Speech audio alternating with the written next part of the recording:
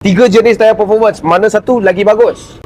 Di Karawang Cedera ni ada tiga jenis tayar performance yang paling hangat di pasaran Malaysia sekarang. Yang pertama adalah Yokohama Avant Flava V701.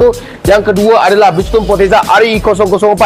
Yang ketiga adalah GT Raider Champiro SS2 yang paling ramai orang cari dengan wacana sekarang. Okey, banyak soalan orang tanya sama ada GT Raider SS2 ni boleh dibandingkan dengan RE004 dengan juga V701. Jawapannya adalah tidak boleh. Kenapa?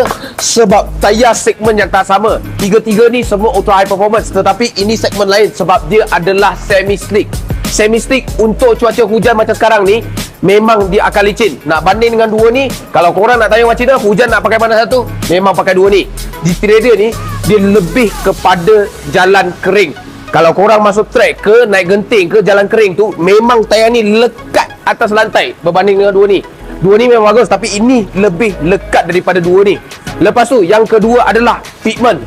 Fitment untuk semi slick GT Raider SS2 ni memang petak gila. Kalau korang nak buat fitment tu memang sangat cantik.